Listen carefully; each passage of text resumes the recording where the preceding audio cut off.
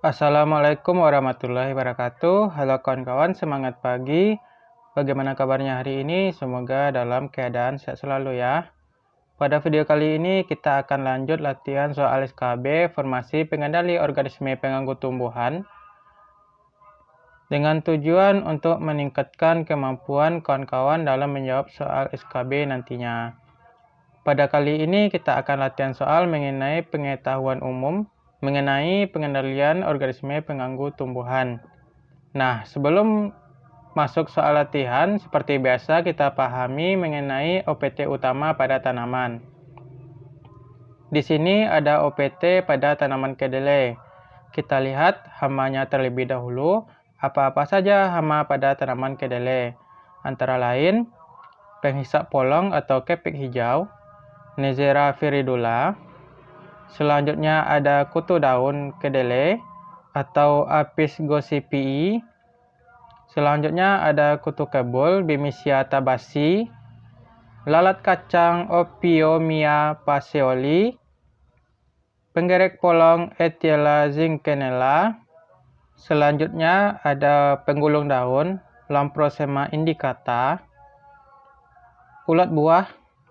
Di sini ada dua, Helicoverpa armigera dan Heliotis armigera. Selanjutnya ada ulat jengkal Chrysodexis calcites. Selanjutnya ada kumbang tanah kuning Longitarsus suturilinus. Dan terakhir ada penggerek pucuk Melanogrammiza dolichostigma. Nah, kawan-kawan, ini adalah hama utama pada tanaman kedelai. Sekarang kita lihat penyakit pada tanaman kedelai. Antara lain ada anthracnose yang disebabkan oleh Coleotrichum dematium var truncatum. Selanjutnya ada busuk pangkal batang yang disebabkan oleh Sclerotium rothschii. Ada hawar bakteri yang disebabkan oleh Pseudomonas syringae. Selanjutnya ada penyakit layu bakteri yang disebabkan oleh Pseudomonas solanacearum. Selanjutnya penyakit nematoda layu akar yang disebabkan oleh nematoda Pratylenchus sp. Selanjutnya ada penyakit nematoda buncak akar yang disebabkan oleh nematoda juga, yaitu Meleodogin sp. Selanjutnya ada virus, yaitu virus belang kacang tanah, yang disebabkan oleh virus Peanut stipes virus atau PSTV. Selanjutnya ada virus kerdil kedelai. Penyakit ini disebabkan oleh virus Soybean stand virus atau SSV. Selanjutnya ada virus mosaic pada kedelai yang disebabkan oleh penyakit soybean mosaic virus atau SMV. Nah, selanjutnya ada penyakit busuk arang yang disebabkan oleh Rhizoctonia bataticola. Dan yang terakhir ada penyakit busuk akar yang disebabkan oleh patogen Macropomina paseoli. Dan yang terakhir ada penyakit rebah kecambah yang disebabkan oleh Rhizoctonia solani. Nah, kawan-kawan, ini adalah penyakit utama tanaman kedelai. Jadi semua ini merupakan OPT utama pada tanaman kedelai. Selain kawan-kawan tahu mengenai OPT utama ini, pahami juga tentang gejala serangan OPT, jenis OPT-nya, bagian tanam yang terserang, bahkan faktor penyebar virusnya juga ya. Oke kawan-kawan, sekarang kita mulai latihan mengenai prediksi soal SKB yang akan muncul. Di sini saya akan berikan 25 soal prediksi, silahkan kawan-kawan jawab nantinya, dan cocokkan jawaban kawan-kawan tersebut dengan kunci jawabannya ya. Soal-soal ini merupakan soal dengan pengetahuan umum yang harus dimengerti oleh seorang petugas POPT, jadi diharapkan kawan-kawan dapat menjawab pertanyaan ini dengan serius ya. Jadi kawan-kawan langsung saja kita mulai pertanyaan yang pertama. Peraturan Pemerintah RI nomor 6 tahun 1995 mengatur tentang A. Hama dan penyakit tumbuhan, B. Pengendalian organisme pengganggu tumbuhan, C. Pengendali organisme pengganggu tumbuhan. D. Perlindungan tanaman. Atau E. Karantina tumbuhan. Silakan dijawab kawan-kawan. Sudah ya, kita lanjut soal nomor 2. Kerugian yang mungkin ditimbulkan OPT terhadap usaha produksi atau sebagai akibat dari masuk dan tersebarnya OPT dari suatu daerah ke daerah lain disebut A. Kerugian OPT. B. Risiko OPT. C. Taksasi kehilangan hasil. D. Resurgensi. Atau E. Suksesi. Silahkan dijawab kawan-kawan. Sudah ya, kita lanjut soal nomor 3. Tindakan yang merupakan upaya pencegahan masuk dan tersebarnya OPT dari luar negeri dan dari suatu daerah ke daerah lain di dalam negeri atau keluarnya OPT dari dalam wilayah NKRI disebut sebagai A. Karantina.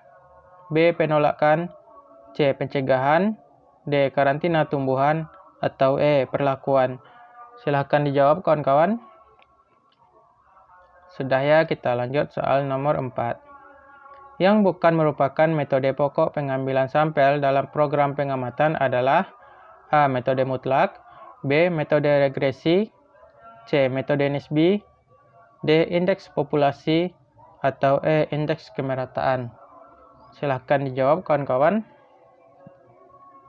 Sudah ya, kita lanjut soal nomor 5. Lahan pertanian bukan sawah yang ditanami tanaman semusim dan terpisah dengan areal sekitar rumah, serta penggunaannya tidak berpindah-pindah disebut A. Tegal. B. Ladang. C. Huma. D. Pekarangan. Atau E. Rawa. Silahkan dijawab kawan-kawan. Sudah ya, kita lanjut soal nomor 6.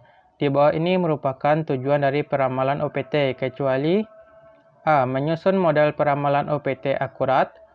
B. Menyusun model peramalan OPT sederhana dan aplikatif. C. Menyusun tindakan pengelolaan sesuai prinsip PHT. D. Menekan serangan OPT dengan mempersiapkan alat maksimal. Atau E. Menjaga keamanan lingkungan. Silakan dijawab kawan-kawan. Sudah ya, kita lanjut soal nomor 7. Pengendalian hama dengan cara memanfaatkan biopestisida termasuk pengendalian OPT secara A. Kuratif. B. Regresif. C. Preventif. D. Inundatif. Atau E. Inokulatif. Silahkan dijawab kawan-kawan. Sudah ya, kita lanjut soal nomor 8. Alat berupa jaring untuk menangkap serangga yang hidup di dalam air, biasanya larva Lepidoptera dan Trichoptera adalah A. Aspirator. B. Surber. C. Aerial bait trap. D. Spent block. Atau E. Jaring serangga. Silahkan dijawab kawan-kawan. Sudah ya, kita lanjut soal nomor 9. Yang bukan merupakan hama perusak polong tanaman kedelai adalah A. Lamprosema indicata. B. Rhiptortus linearis. C. Nevera viridula. D. Pizordorus hypneri. Atau E. Etiella spp. Silahkan dijawab kawan-kawan. Sudah ya, kita lanjut soal nomor 10. Ambang pengendalian hama trips pada tanaman cabai adalah A. 4 nimfa per daun. B. 6 nimfa per daun. C. 8 nimfa per daun. D. 10 nimfa per daun. Atau E. 12 nimfa per daun. Silahkan dijawab kawan-kawan. Sudah ya, kita lanjut soal nomor 11. Berikut ini adalah cendawan penyebab penyakit pada tanaman kakao kecuali A. Onchobasidium theobromai. B. Coletroticum glosspriodes. C. Phytophthora palmifera. D. Conopomorpha cramerella. Atau E. Ganoderma philippii. Silahkan dijawab kawan-kawan. Sudah ya, kita lanjut soal nomor 12. Yang bukan merupakan aspek persyaratan dalam tindakan pengendalian OPT adalah A. Aspek sosial, B. Aspek fisiologis, C. Aspek ekologi, D. Aspek ekonomis, atau E. Aspek teknis. Silahkan dijawab kawan-kawan. Sudah ya, kita lanjut soal nomor 13. Penggunaan perangkap lampu untuk mengendalikan nilavarpatalogens termasuk dalam pengendalian secara adalah A. Mekanik, B. Manual, C. Fisik, D. Biologi, atau E. Kultur teknis. Silahkan dijawab kawan-kawan. Sudah ya, kita lanjut soal nomor 14. Suatu jenis penggunaan lahan yang melibatkan hubungan saling menguntungkan antara pohon dan tanaman pertanian dan menghasilkan beberapa kombinasi pangan, kayu bakar, mulsa, atau penggunaan lainnya disebut A. Agroindustri, B. Agrolodging, C. Agrobisnis, D. Agrologi, atau E. Agroforestry. Silahkan dijawab kawan-kawan. Sudah ya, kita lanjut soal nomor 15. Di musim hujan, hama maupun penyakit tumbuhan berkembang lebih pesat dan mengakibatkan kerusakan tanaman yang lebih parah. Hal ini disebabkan karena A. Siklus hama tidak putus, B. Terjadi pola tanam yang tidak serempak, C. Masih tersedianya sumber makanan bagi organisme hama, D. Kondisi musim kemarau dengan curah hujan yang tinggi, atau E. Terjadi anomali iklim yang ditunjukkan dengan musim kemarau basah. Silahkan dijawab kawan-kawan. Sudah ya, kita lanjut soal nomor 16. Pengelolaan tanah bertujuan untuk kecuali A. Mencampur dan menggemburkan tanah, B. Mengendalikan gulma, C. Mempercepat proses terjadinya erosi, D. Mencampur sisa tanaman dengan tanah, atau E. Membuat kondisi tanah untuk pertumbuhan akar yang ideal. Silahkan dijawab kawan-kawan.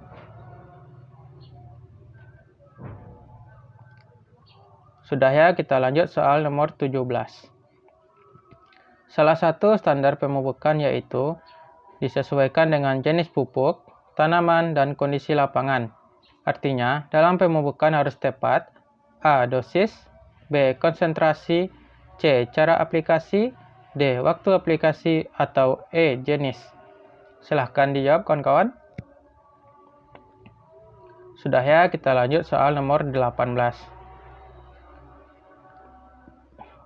Memanfaatkan agens hayati seperti Bacillus thuringiensis atau Baculovirus yang terdapat dalam biopestisida dapat digunakan untuk umbi-umbi kentang yang disimpan di dalam gudang. Merupakan pengendalian secara A. Budidaya, B. Mekanis, C. Biologi, D. Kimia, atau E. Kultur teknis. Silahkan dijawab kawan-kawan. Sudah ya, kita lanjut soal nomor 19. Dampak lanjutan dari perubahan iklim global di sektor pertanian adalah sebagai berikut, kecuali A. Bergesernya pola kalender tanam, B. Perubahan keanekaragaman hayati, C. Eksplosi OPT, D. Tidak berubahnya keanekaragaman hayati, atau E. Penurunan produksi pertanian. Silahkan dijawab ya kawan-kawan. Sudah ya, kita lanjut soal nomor 20. Tujuan mulching adalah kecuali A. Memperbaiki kondisi fisik tanah di permukaan, B. Runoff air dikurangi, C. Suhu tanah lebih stabil, D. Meminimalisir benih hanyut oleh air, atau E. Mempercepat proses transpirasi. Silahkan dijawab kawan-kawan. Sudah ya, kita lanjut soal nomor 21. Yang bukan keunggulan dari sistem informasi kalender pertanaman terpadu adalah A. Dinamis, B. Terpadu, C. Informatif, D. Protektif, atau E. Operasional dan spesifik lokasi. Silahkan dijawab kawan-kawan. Sudah ya, kita lanjut soal nomor 22. Penyakit gugur daun pada cabai disebabkan oleh cendawan A. Pythium, B. Cercospora capsicii, C. Oidium, D. Phytophthora capsicii, atau E. Coletroticum nigrum. Silahkan dijawab kawan-kawan. Sudah ya, kita lanjut soal nomor 23. Nematoda ini selain merusak akar cabai, juga merusak akar di kentang, yang akan menimbulkan bintil di umbinya. Nematoda yang dimaksud adalah A. Meleodogin, B. Gryllothalpa, C. Apis, D. Agrotis, atau E. Epilacna. Silahkan dijawab kawan-kawan. Sudah ya, kita lanjut soal nomor 24. Tahap pertumbuhan dan perkembangan patogen di dalam tubuh inang disebut A. Inokulasi, B. Infeksi, C. Penetrasi, D. Invasi, atau E. Penyebaran. Silahkan dijawab kawan-kawan. Sudah ya, kita lanjut soal nomor 25, soal yang terakhir.